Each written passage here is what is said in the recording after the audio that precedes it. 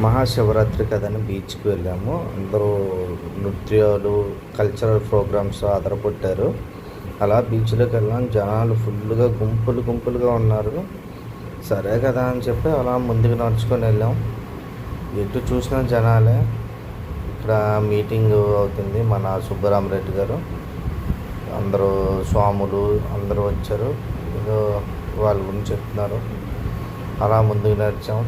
నడవటానికి కూడా కాలినంత అంతలో మా బొడ్డోడు రంగుల రాట్నం ఎక్కుతా అన్నాడు. ఎక్కించాను. ఇంకా జనాలు ఫుల్ అవ్వలేదు.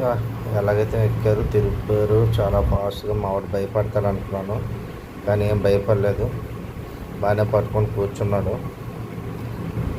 చుట్టుపక్కల జనాలు అందరూ పిల్లల్ని ఎక్కించుకొని వీడియోలు ఆల్కాలు తీసుకుంటున్నారు.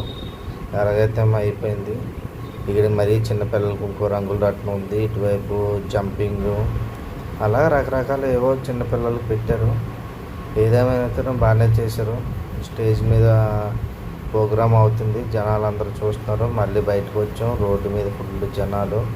అలా పక్క నుంచి నడుచుకొని మెల్లగా మా వాడు నేను పట్టుకొని వస్తున్నాం. మా వాడు ఆకలి ఆకలి అని ఏడుస్తున్నాడు. ఈ లోపల కొంటానులేరా బాబు కాసేపు ఉండు అన్నాను.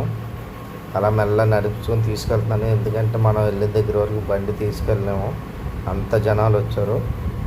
మా వాడేమో డాడీ ఏదైనా ఇప్పిస్తే కానీ కదలను అన్నాడు. సరే అని చెప్పేసి డైనోసార్ చూపించి తింటాను తీసుకెళ్ళాను.